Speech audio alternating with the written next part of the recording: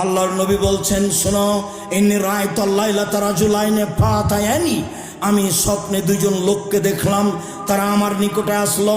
ফাখাজা বেয়াদাইয়া, তারা আমার দুই হাতকে ধরে নিল, দুই হাত ধরে নিয়ে আমাকে বাইতুল মুকাদ্দাসের দিকে টেনে নিয়ে যাচ্ছে। ফাআতাইনাল রাজুলিন, হঠাৎ একটা লোকের পাশে চলে আসলাম। লোকটি বসে আছে। অরাজুলুন কায়েমুন, একটা লোক পাশে দাঁড়িয়ে আছে। অফিয়াদিহি কালবুন মিন হাদিদিন, তার হাতে রয়েছে লোহার বাঁকা লাঠি। ফা ইদখিলুহু ফি সিদকিহি, লোহার বাঁকা লাঠি তার মুখের ডান পার্শ্ব দিয়ে ঢুকিয়ে দিচ্ছে, ঢুকে চিরে ফেলছে। হাত্তা ইয়াবলুগা কাফাহু, চিরে পিছন দিকে নিয়ে যাচ্ছে। ওয়া ফলো বিসিদকিহিল আখার, মুখের অপর সাইডও এইভাবে চিরে ফেলছে।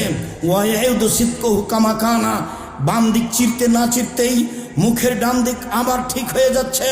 ফায়াউদু ফায়াফালু মিসলাহু, আবার ডান দিকে আসছে, মুখ চিরে ফেলছে। আমি বললাম, মা হাজা, একই দৃশ্য। কালা তারা দুইজন বলেন, ইনতালেক, চলতে থাকেন। ফান্তালাক না, কিছু না বলে চলতে থাকলাম।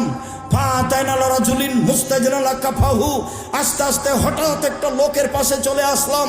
দেখি লোকটা চিত হয়ে শুয়ে আছে, পাশে একটা লোক দাঁড়িয়ে আছে, তার হাতে একটা পাথর রয়েছে।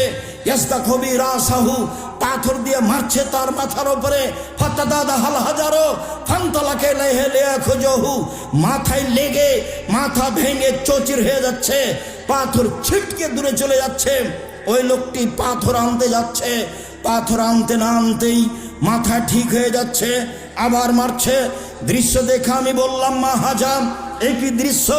তারা দুইজন বললেন, ইনতালেক, চলতে থাকেন। ফান্তালাক না, কিছু না বলে চলতে থাকলাম। চলতে চলতে ফাতাইনাল লাগবেন মিসলিত তান্নুরে, চলে আসলাম একটা চুলার পাশে। আলাহু জায়কুন আসফালাহু ওয়াসে, যেই চুলার উপর দিক সংকীর্ণ, নিচের দিক প্রশস্ত।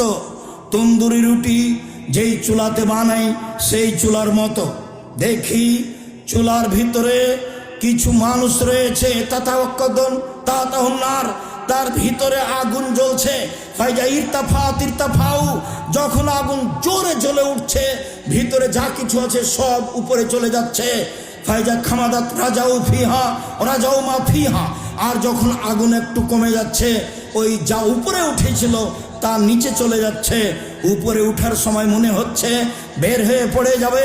ফিহারে জ্বালনে সানোরাতন, তাতে দেখি মহিলা এবং পুরুষ উলঙ্গ অবস্থায় জমা ধরে আছে। আগুন জোরে জ্বললে ধাঁধা ধাঁধা করে উপরে চলে যাচ্ছে জমা অবস্থায়। পরনে কোনো কাপড় নেই। আগুন কমে গেলে আবার নিচের দিকে চলে যাচ্ছে। আমি বললাম, একই।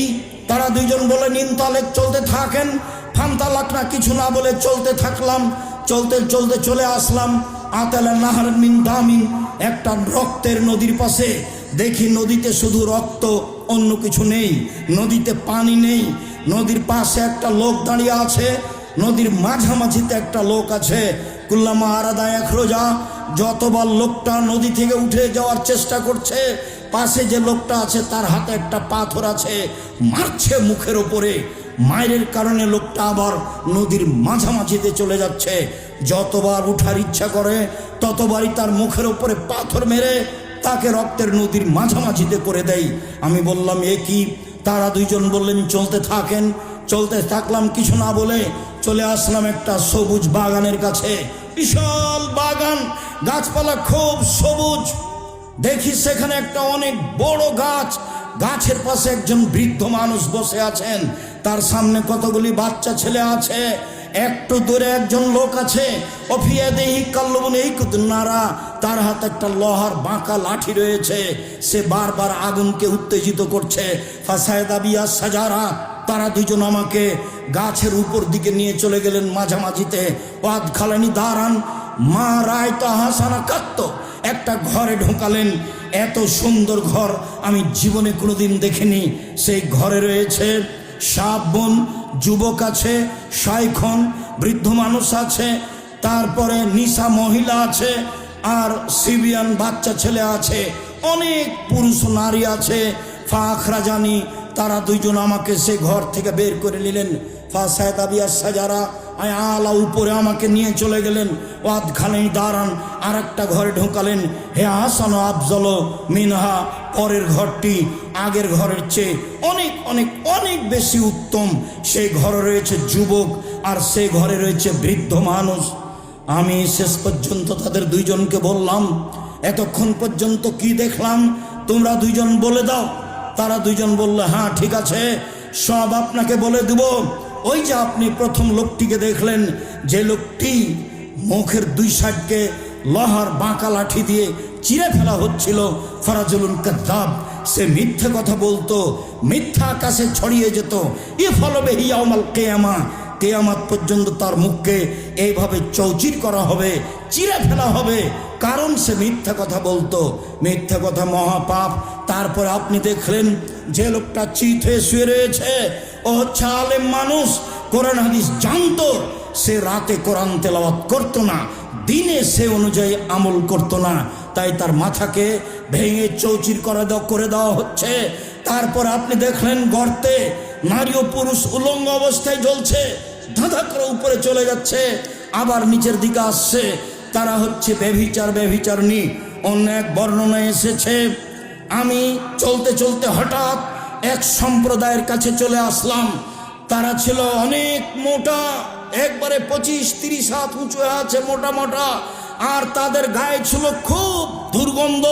মনে হচ্ছিল যেন গণশৌচাগার, মনে হচ্ছিল যেন রাস্তাঘাটের টয়লেট। আমি বললাম, মান হাওলায়, এরা কারা? তখন তারা বলেছিল, অহমদ জোনাত জাওয়ানি, তারা হলো ব্যভিচারণী। সম্মানিত দিনী ভাই বোন, বিষয়টি খুব বেশি ভাবার। এরপরে আমরা চলে আসলাম একটা নদীতে, রক্তের নদীতে যাকে ফেলে রাখা হয়েছে সে হলো সুদখোর। যতবার উঠতে চেষ্টা করছে ততবার তার মুখের উপরে মেরে তাকে রক্তের নদীতে করে দেওয়া হচ্ছে, তাতে তার মুখ ভেঙে চৌচির হয়ে যাচ্ছে। এইভাবে তাকে শাস্তি দেওয়া হবে কিয়ামত পর্যন্ত। সম্মানিত দিনী ভাই বোন, সুদের ফলাফল। বিচারের পূর্বেই সুদ খায় যারা, তাদেরকে রক্তের নদীতে ফেলে দিয়ে এইভাবে বারবার পাথর দিয়ে মারা হবে। বিচারের দিনে যা হবে হবে, তা হবে জাহান্নাম, যা আগেই ঘোষণা হয়েছে। আল্লাহর দয়া ভিন্ন জিনিস। সম্মানিত দিনী ভাই বোন, তারপরে আপনি দেখলেন অনেক বড় একটা গাছের নিচে একজন বৃদ্ধ মানুষ, তিনি হচ্ছেন ইব্রাহিম আলাইহিস সালাম। তার সামনে দেখলেন কতগুলি বাচ্চা ছেলে, তারা হচ্ছে মানুষের সন্তান। হিন্দু মুসলমান সবাই হতে পারে। অত্র হাদিসে বলা হয়েছে, যেসব ছেলে মেয়ে মুসলিম অমুসলিম যুবক হওয়ার আগে মারা যায়, তারা সবাই জান্নাতে যাবে, এ হাদিস দিয়ে বলা হয়েছে। তারপরে আপনি দেখলেন একটা লোক লোহার লাঠি দিয়ে আগুনকে উত্তেজিত করছে, তিনি হলেন জাহান্নামের মালিক, তিনি জাহান্নামের আগুনকে উত্তেজিত করছে। প্রথম ঘর যেটাতে ঢুকলেন সেটা হচ্ছে সাধারণ মুমিন পুরুষ নারীর ঘর, আর এখন যেটাতে বের হলেন সেটা হচ্ছে শহীদদের ঘর। দেখেন, আমি যে আপনার ডান হাত ধরে আছি, আমি হলাম জিব্রাইল, আর এই যে আপনার বাম হাত ধরে আছেন, ইনি হলেন মিকাইল। আপনি একটু মাথা উপর দিকে করেন, করলাম। কিছু দেখলেন কি? হ্যাঁ, ওই যে সুন্দর ঝকঝকে ঘর দেখলাম, যা মানজে লোকা, এটা হচ্ছে আপনার ঘর। তখন রাসূল বলছেন যে দানি আদখুলু মানজিলি, ছেড়ে দাও তোমরা, আমি এই ঘরে প্রবেশ করি। তখন তারা দুইজন বলছেন, জি না, বাকি এলাকা উমরুন, আপনার বয়স বাকি আছে। জাস্তাকমালতাহু আতাইতা মানজিলাকা, যখন আপনার বয়স শেষ হয়ে যাবে তখন আপনি এখানে চলে আসবেন। বুখারী। সম্মানিত দিনী ভাই বোন, লম্বা হাদিসটি আংশিকভাবে অনুবাদ করলাম আপনার সামনে, শুধু সুদের অংশ দেখানোর জন্য। সুদ মহাপাপ।